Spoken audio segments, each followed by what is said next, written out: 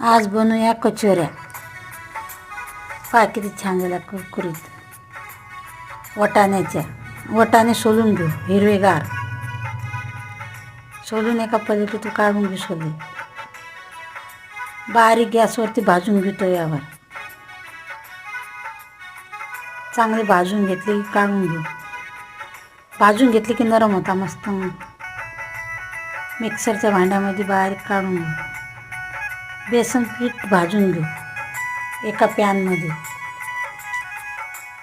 हे वाटण मिरच्या, लसूण, अद्रक, जिरं थोडंसं, शोप थोडीशी, कोथिंबीर आणि वाटून घेऊ आबडधोबड। फोडणीचं तेल टाकू, मोहरी, जिरं आणि शोप डबल। ठेसा वाटलेला बारीक गॅसवरती तळून घेऊ। हे वाटण वाटाण्याचं ते पण टाकून घेऊ। धने पावडर, मसाला, लाल तिखट, हळद, कस्तुरी मेथी टाकू, थोडीशी मीठ,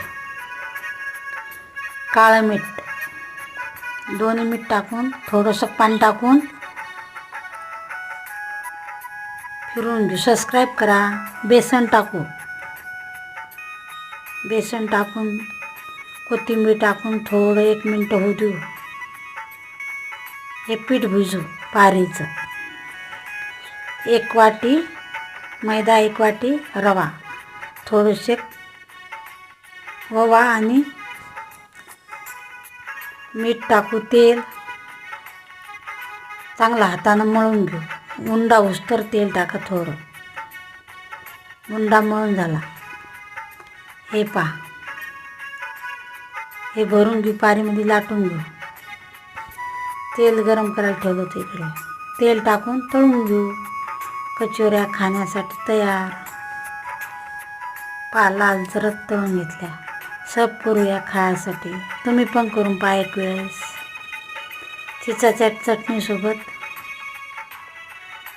सर्व करू।